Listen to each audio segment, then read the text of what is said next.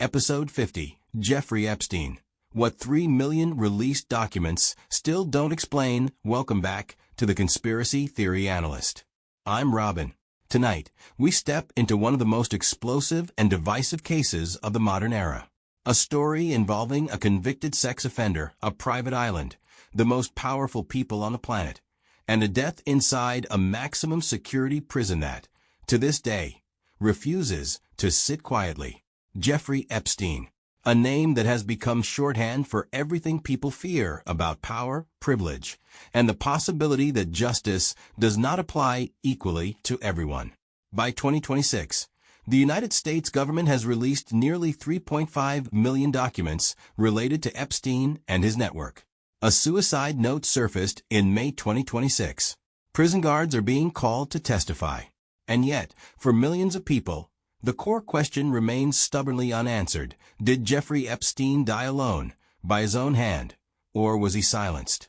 Tonight we examine what we know, what the documents reveal, and what they still don't explain.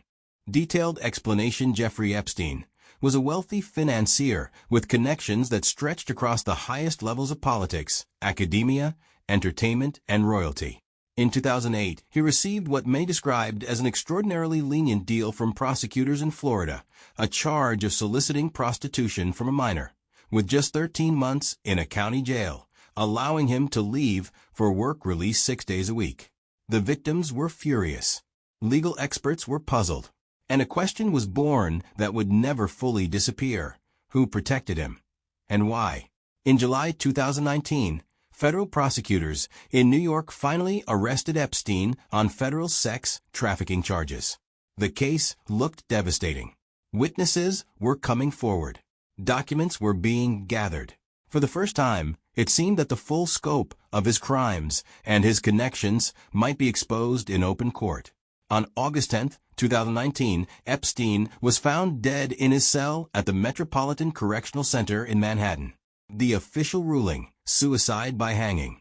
What followed was not silence. It was a firestorm. The circumstances surrounding his death raised immediate questions. He had been placed on suicide watch after an earlier incident in late July, then taken off it. The cameras outside his cell malfunctioned. The 2 guards assigned to check on him had both fallen asleep and had later falsified records to cover that fact. His cellmate had been transferred the day before, and the medical examiner who first examined the body noted injuries that, in her view, were more consistent with homicide than suicide. The city's chief medical examiner ultimately ruled the death a suicide. But the doubt had already taken root. Core elements of the conspiracy. The first element is the circumstances of his death. The combination of camera failures, sleeping guards, a transferred cellmate, and disputed autopsy findings created a picture that many found impossible to accept as coincidence. The second is the client list. For years, people have believed that Epstein kept detailed records, names, dates, evidence of the powerful individuals who visited his properties and allegedly participated in or were aware of his crimes. The belief persists that those records exist, and that his death was arranged to prevent them from ever reaching a courtroom. The third is institutional protection. His 2008 plea deal, widely condemned as a sweetheart arrangement, raised the question of who had the influence to make it happen. His ability to move freely among the global elite for decades without serious legal consequence suggested to many that he operated under some form of protection. The fourth is the file releases themselves. Between 2025 and 2026, the U.S. government released approximately 3.5 million documents. Yet critics noted that key files remained heavily redacted, that the release was described as slow-walked, and that the Justice Department had initially failed to meet its own legal deadline. For conspiracy believers, a transparent release would contain no gaps. The gaps, they argue, are the message. Evidence for and against the evidence that fuels the conspiracy is substantial in its texture, if not always in its conclusions. The guard falsifications are documented fact. The camera malfunction is documented fact. The disputed autopsy findings are documented fact. The 2008 plea deal, widely condemned at the time, is documented fact. These are not invented details. They are confirmed elements of the public record that genuinely do not fit neatly into a simple narrative. In May 2026, a note was released by a federal judge. Described as a suicide note written by Epstein during a previous failed attempt in July 2019. It read as a declaration of innocence and a sense of finality. For some, this was confirmation.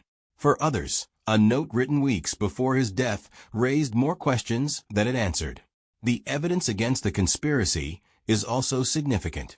Multiple independent investigations, including a review by the Office of Inspector General of the Department of Justice, found no evidence of criminality connected to how Epstein died.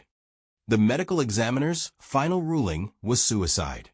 A DOJ and FBI memo released in mid-2025 stated that investigators found no credible evidence of a client blackmail list, and no evidence that could support charges against additional unnamed individuals beyond Ghislaine Maxwell, who was convicted and sentenced to 20 years in prison. Arguments in favor for believers. The Epstein case represents the clearest modern example of a system designed to protect the powerful at the expense of truth. The argument is not merely that he was murdered. It is that the entire architecture around him, from his 2008 deal to the conditions of his final imprisonment, reflects a pattern of institutional failure that cannot be explained by incompetence alone. They point to the sheer number of powerful people connected to Epstein, politicians, royals, academics, billionaires, and argue that the incentive to ensure his silence was enormous. They note that no major figure beyond Maxwell has faced criminal consequences. And they argue that 3.5 million documents, heavily redacted and released piecemeal without context, is not transparency. It is the appearance of transparency. Arguments against skeptics counter that the conspiracy requires an extraordinary level of coordination across prison staff, medical examiners, federal investigators, and multiple administrations spanning both political parties. They argue that a deeply troubled man, facing the prospect of spending the rest of his life in prison, with a prior attempt on record, is not an unlikely suicide. They also note that the release of millions of documents, however imperfect, has not produced a single verified piece of evidence pointing to murder. Multiple independent bodies have reviewed the case and reached the same conclusion. And they caution that the psychological appeal of the conspiracy, the idea that the powerful always escape, that nothing is accidental, can lead people to find patterns that aren't there. Public opinion and broader impact. Few cases in recent memory have so thoroughly collapsed the distinction between documented wrongdoing and unproven theory.